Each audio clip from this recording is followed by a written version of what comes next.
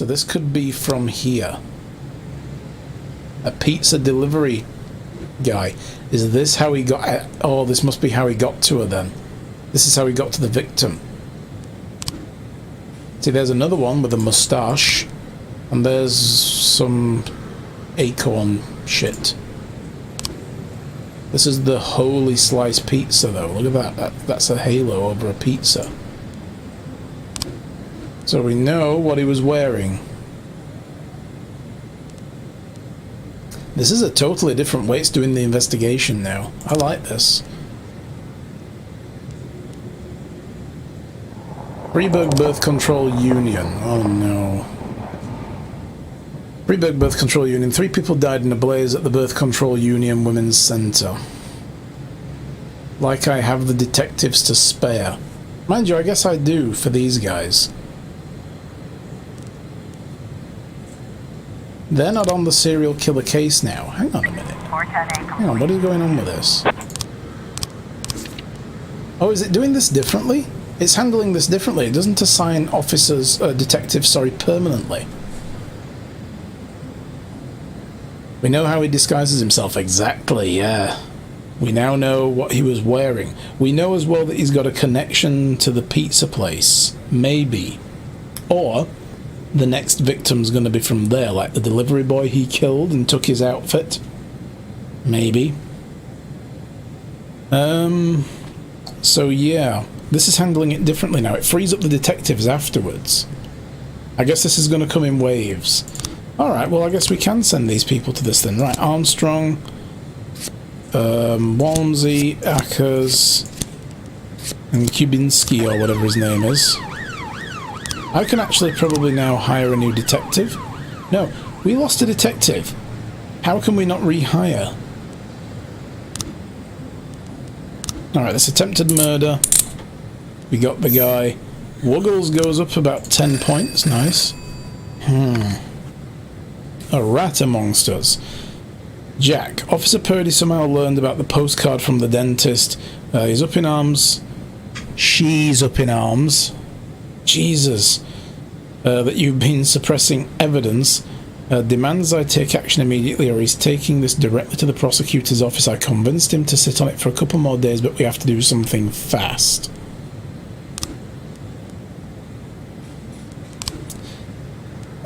No, we'll not have her killed. Can't afford to have people killed right now. I'm not going to bother with this. This is stupid. I can't lose 2 cops for the day when all I've got is this. 6. Theft at the market. Michael Gibson was only away from his vegetable shop for 2 minutes and somehow managed to steal a big cart filled with watermelons. I bought that hauler a month ago. Bright orange, easy to spot. The thing weighs almost 500 pounds, so they can't have got them far.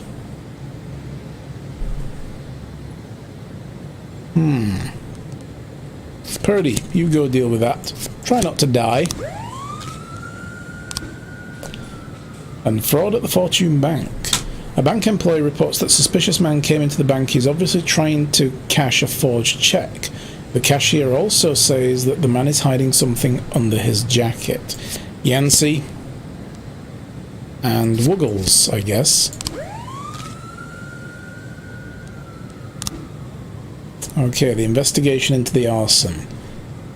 So Miss Ayers, the nurse, about to go home when the building suddenly lost power. It got really quiet. Then I heard muffled noises like a little clap from just down the street. Ooh. The building had about 10 employees. I didn't notice the smoke at first. When I saw the fire, I began to yell, but I was too late. Some people just didn't make it out. Mrs. James. At the time of the tragedy, I should have already been home. I was just leaving, and then I ran into Ronald Sherman on the street. He's the ex-husband of one of our patients who decided not to have her child after she consulted with the Freeburg Birth Control Union. After that, Mr. Sherman openly quarreled with his wife. I understand he beat her and they divorced. Since then, he's come to our offices several times, and on the evening of the fire, he was standing across the road, wearing a large backpack. He made a point of walking past me and muttered something in the spirit of "burn in hell, bitch." I thought how close I already was to hell if people could wear such ugly red sweaters. Yeah, because that's the thing you should be focusing on, is the ugly red sweater. And Sean Galaves, the fire inspector. The fire was started with a small plastic canister filled with an accelerant that was thrown from the street through an open window. When the fire began, the building was already without power, which interfered with the usual evacuation plan. Damage to the external cables shows they were not cut, but simply pulled from the wall by force. Nice. Okay. Well, crack on then, investigate. Get me some frames so that we can arrest this dude.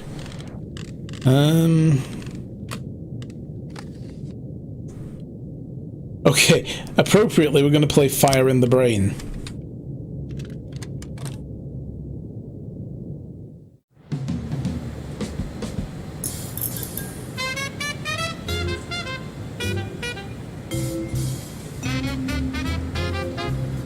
Looks like we have a situation here. Okay, so this is the market theft. It's a couple of geriatrics walking off with a whole cart full of watermelons. Across the market, there's an elderly couple rolling a big blue cart filled with fruit that looked like watermelons. Well, he said it was orange. Hit the man with a nightclub, twist the woman's arm behind her back and throw her to the ground.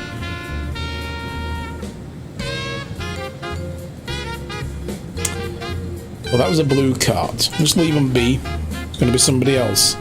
I'm pretty sure there's lots of big carts full of fruit being brought around this market.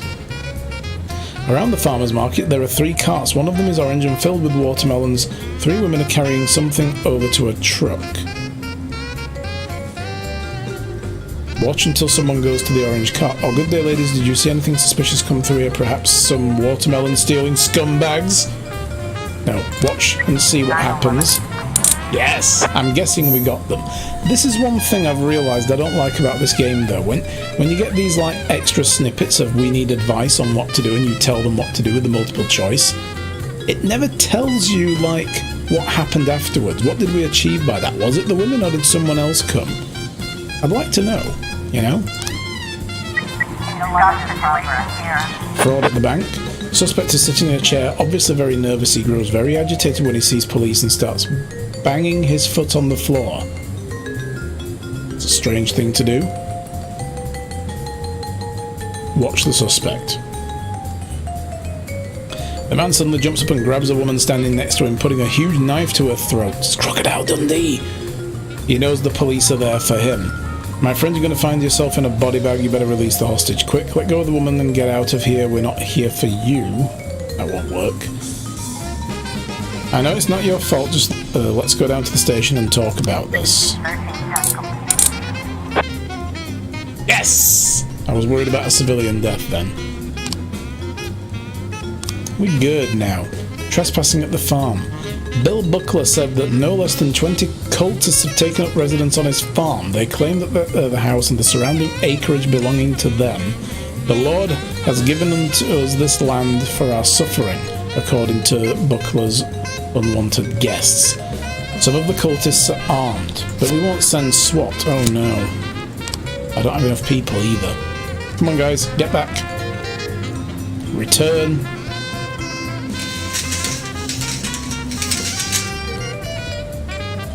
Oh god, they're taking so long to get back. Oh, this is torturous. Alright, good. Because I want to send Yancy, Trebor, Ruggles, and the Paddy Wagon. I suppose I should send Mixon as well, maybe? No. Oh yeah, because Mixon can't go on her own to anything anyway. Because everybody's still being a wuss about cops getting beaten. Even though that was like a week and a half ago. They don't want to go out on their own anymore.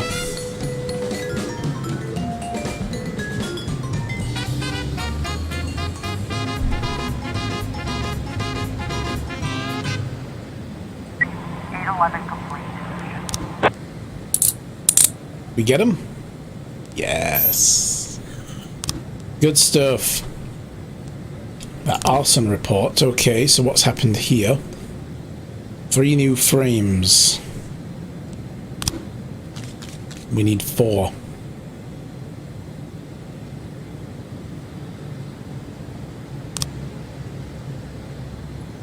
But apparently he was wearing a red sweater. Well, I see a red sweater here.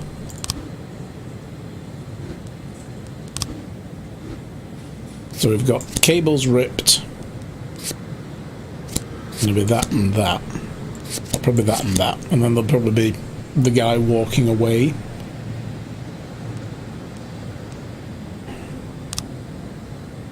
We need another day investigating that, though.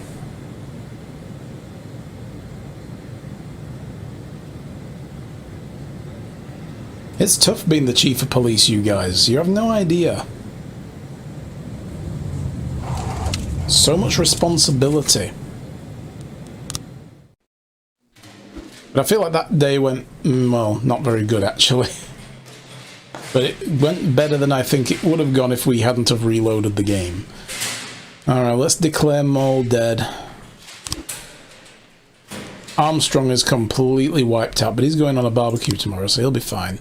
So I went downstairs figuring I'd find some mercenary or an escaped serial killer or some other lowlife I'd put away, right? But when I hit the lights, I saw a young kid. Couldn't have been 20. Skinny, dirty. Didn't even have a real weapon, just a rusty shiv. He just stood there, didn't say anything. My whole career, I've been staring down the most dangerous people in the country, and the only one to get into my house and scare my family to death was just some kid about to crap his pants. And I pointed my gun at him, and he just stood there with his mouth open. Bad luck for him. He was pretty lucky to still be alive. And you know what? It was you that saved him. I think you have me confused with somebody else, Ethan. No. Listen. All these years, me and Marla joked about how dangerous my job is. We figured that sooner or later someone would sneak into our house and cut us to pieces, yeah? Pretty dark jokes, but innocent enough. And Marla asks me not to jump into gunfights when she kisses me on the cheek before I leave for work. It's like we figured that if we joke about stuff like that, then it'll never actually happen. But you guys have never seen a movie, while I have trained you? my gun at the kid's nose, I finally realized someone really can get into our house. Someone really can cut us to pieces. Now that it finally happened, I can't make any more jokes like that. Marla won't laugh anymore. She'll burst into tears and stay in bed all day crying, hating me more and more every second. So I figured the only way out of the situation was to show her that if someone really does dare to break into our house, he's guaranteed to get a bullet in the face. He'll die right there on the living room carpet. God, Ethan, didn't know you were so bloodthirsty. I'm telling you, Jack, I was serious about shooting this kid right there where he stood. I was about to pull the trigger. But then I remembered you. Remembered 1,000 years ago, we went to the lake and had some beers after an ethics lecture at the academy. I was all angry with that professor, Laszlo, yeah. Remember what he always told us? From GTA. Being a good policeman is very simple. You just need to keep doing the right thing. I hated those pretentious speeches. I cussed Laszlo up and down and said, if you always do what's right, you've turned yourself into a robot. And you just sat there, drunk eyes staring into the distance. And you were all calm and said, no, Ethan, it's the other way around. To do the right thing takes everything you got as a human. I said that. Oh, what an idiot I was. Here I am now taking Jack, mob it's money. not funny. When things get bad, it's those moments you gotta be hopeful and stay human. And I did just like you said. I stayed human. And then I slapped the cuffs on the kid in one quick move, just like Bobby Flash. Bobby Flash? What? You don't remember Evening Freeburg, the old news column? Stories about the cop hero Bobby Flash? I heard they even published a book a few years ago. Oh, that Bobby Flash. Yeah, that Bobby Flash. How can you not remember Bobby Flash? We all argued at junior high about which one of us would be Bobby Flash when he grows up. Oh, I'm no Bobby Flash. A hero cop would never think about shooting a terrified teenager. No, dude, they would. They just realized they shouldn't. But wait a minute. If I'm not Bobby Flash, then maybe you are. Yeah, maybe so. Yeah, damn right I am.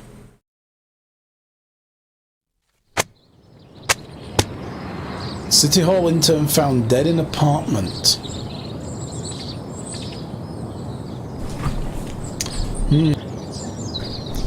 Is that our murder victim from the dentist?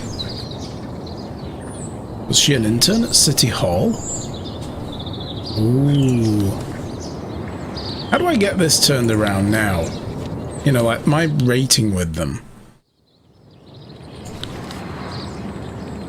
21-year-old Alison Bell, victim of brutal murder. Freeburg housing construction affordable.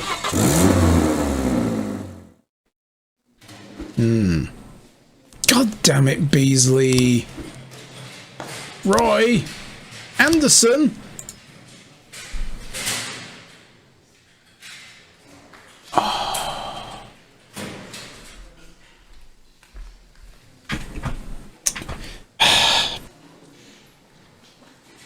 Oop, I hit the mouse mute button.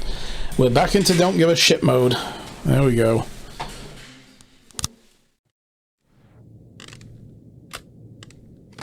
These people are busting my balls. My best detective just quit. In fact, all three of the people who were being talking to the investigators, all of them just quit. That's not good.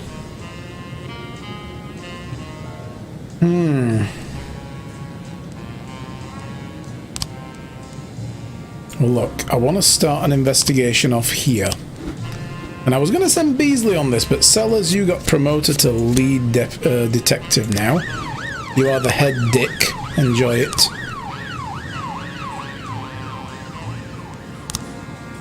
And even though Roy buggered off... Hang on a minute. They didn't come into work... Oh, wait a minute. Okay, they didn't quit. Alright, never mind. Hang on. Let's... They haven't quit. So they're just still being questioned. Oh, great. Still, I can hire a new detective. Who's short a detective? Or both, actually, but, you know. You know what I'm thinking? I should maybe move Hunter down to Shift B. Because he's actually not bad. And he can help bolster their ranks.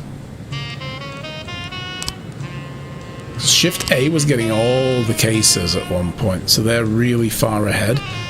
Gene Tar can come to Shift A. I'm going to send Hunter to Shift B for next shift, so he's going to work 2 in a row now, so that's a bit of a problem. But look, we're getting these guys back to health, yeah? They're all recovering their strength. But we know that Purdy is about to roll over on us and talk to the investigators. So maybe my deputy can deal with that. I can't buy silence, so I guess not. Good morning, Shy. How are you, sweetheart? Okay. How do we deal with Purdy then? I mean, other than sending her out to get whacked by the mob? How do I deal with that? Maybe we have to wait until she goes to the prosecutors to buy her silence? Anyway, here we go. Poor Kane. So he was the guy that died on the last stream. What is this? Change detectives. As Freeburg police failed to detect the appearance of the famous serial killer, the city has become clear your detectives simply are not up to the challenge.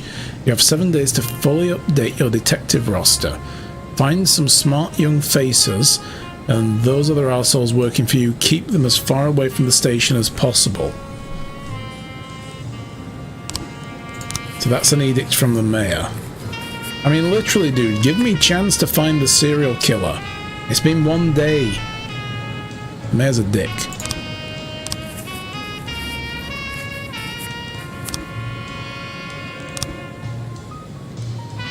So he wants me to fire all my detectives that are currently on cases and hire from, let's be honest, an unimpressive list of people.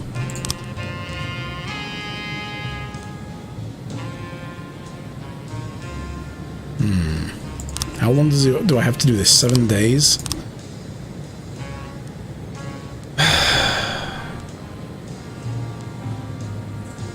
Well, the investigation is still open, though, for the serial murder, right? So it's not like the case has fallen through. Or is it because of the double homicide? 11, Hang on, let me double check that. progress. Where was it? Affairs? No. Police station. It's in the backlog, isn't it? There we go. No, the famous serial killer. Okay, so it's the serial killer. Drug sale in Chinatown. An old man complained that a suspicious guy was lurking around his apartment building. He doesn't live here. I know the face of all my neighbors. This guy is selling drugs. Or maybe he's new. Maybe he just moved in. Maybe he's visiting somebody. Anyway. Samadei, you go deal with that. And take Beardsell with you.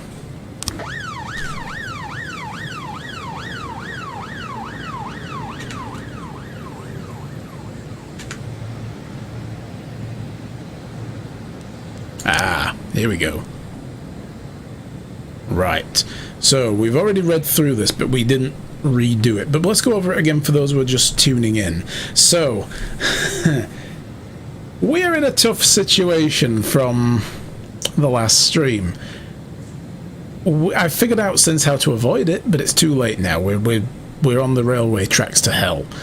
Christopher Sand, the mobster we've been dealing with, his son, his 50-year-old son, ran over a businessman in a hit-and-run attack using a unmarked car, and the reason for this was we found out that this businessman forced himself on Sand's daughter and raped her. Okay? Right, so we started the investigation after we got told this by Robespierre, the sort of weirdo, local, strange guy who wants to run for mayor. But he seems very well connected. We then ran the investigation through to its conclusion and have to arrest the guy. I didn't realise I could archive an investigation and that drops it. I could have done that and not gotten stepping on the mob's toes. However, now that we finished it, I had no choice but to arrest him. So we did that. We now turned him into a snitch. We're in it for good. We're going to take down the Sand Gang. The guys that we've been working with, we are now going to take down. Since we've got good standing with them, there's a chance we can get through this before they realise what we're up to. It's fingers crossed, otherwise we're going to die. We'll see how it goes. So, Henry Sand gave us some information that another guy in the family called George Sand has been skimming money and that kind of thing. George Sand apparently stole some weapons from the station warehouse. Now, I don't know if that means us, like our evidence locker. These rare weapons from the Second World War, which the authorities of Freiburg would rather see in a museum. So, Sand is a lieutenant for the Sand Mafia family, manages the flow of arms, buys guns, sometimes steals them, and isn't above pickpocketing the boss's money. George Sand has a bad back, usually works with a strong arm accomplice, which makes him even harder to track or to take down. The warehouse wasn't under guard and the door was closed with a padlock. They broke the padlock with a pry bar. The rifles and bayonets, which hadn't even been used during World War II, were on the second floor of the warehouse. The rifles were packed in long green boxes. These were transferred to the truck with no plates and covered with a tarp and moved out. The man behind the wheel was George Sand. So we got put onto George Sand, who... he looks a bit like, you know, Largo from James Bond, right? It looks like Largo from Thunderball. So, yeah. We were put onto him by Henry Sand, probably his brother or cousin or something like that. Because looking at this guy, he looks about the same age. He's got sort of like greyish looking hair. So we're going to guess probably a cousin or a brother. Because he doesn't like this guy anyway. Henry Sand at least was honest with the boss. He never skimmed money. This scumbag didn't. Deserves to go. So we broke Henry Sand in investigations and got him to turn on this guy. So that's what we're doing now. We're investigating him and the theft of those rifles. And this means we're going to take down Christopher Sand by the end of the game or die trying. Okay, that was a false alarm in Chinatown. The guy didn't have any drugs, he was only waiting for his girlfriend who hadn't answered his calls since they quarreled. Oh. Told you that would be a false alarm.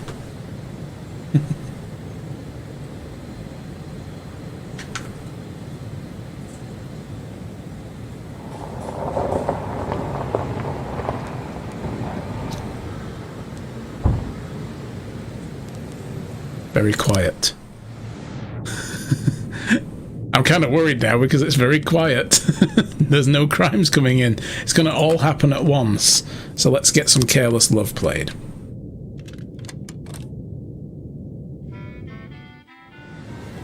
Do you know what, actually, as well, while we're waiting for crimes to come in, let's look at the music catalogue.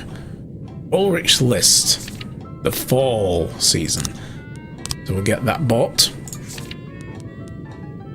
These are coming soon. Take a Walk. Let's leave that for now. What have we got here? So that's the one we just bought.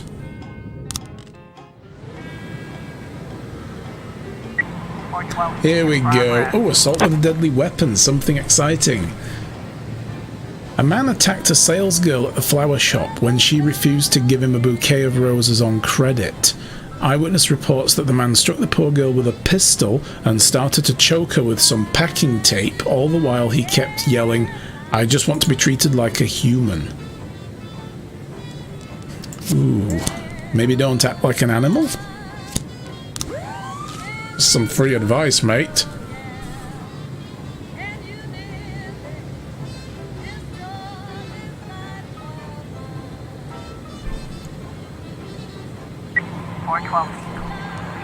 What's going on with this? Offender caught. Done. That was quick.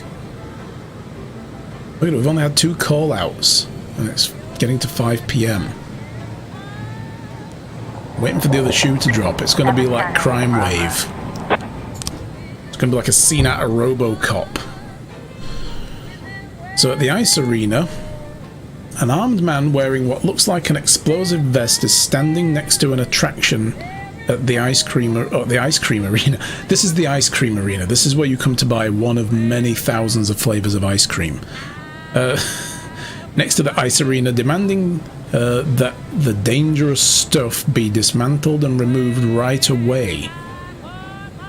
Park visitors and their children are trapped on the Ferris wheel, and the offender is refusing to let them leave. Ooh, okay. So he's demanding that the dangerous stuff be removed. What would he be referring to, I wonder? Samade, go and ask him what he's all on about. Sogo, Dixon, send the SWAT team. We don't think that we need to send a paddy wagon for one man.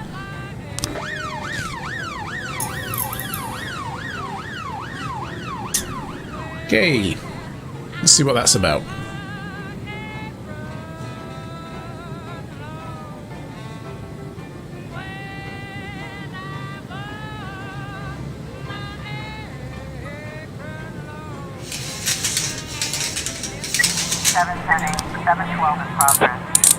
Alright, we got him. Good stuff. Also, can we get something... Oh, 2 days from the city, right. I need more officer slots, like, now. They cut my budget twice, so yeah. Felipe Santos, I think we've had a call from this guy before, said that his former business partner, together with 3 armed accomplices, broke into his house and demanded money Santos couldn't pay.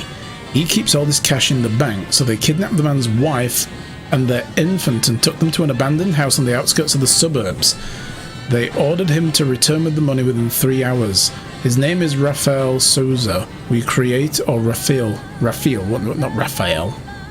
Is it Rafael or Rafael? How would you pronounce that? I'm pretty sure it's Rafael Souza.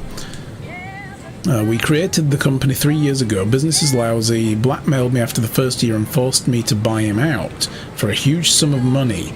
Now he's found out the business has turned around and wants even more. Well, he should be able to afford to buy his way back in again, shouldn't he?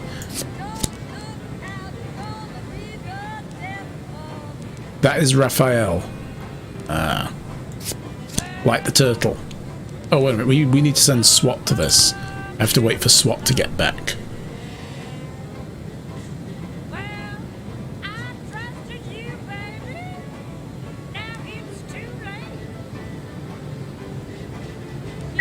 late. Come on, SWAT, get back. Oh, there's a homicide as well. We need to send somebody to this. Motel manager saw some people dragging a limp body from one of the rooms. Now they're tearing the room apart looking for something. Maybe. But I think this one demands our best. And our average. And then over here, Samadai can deal with that and Sogo.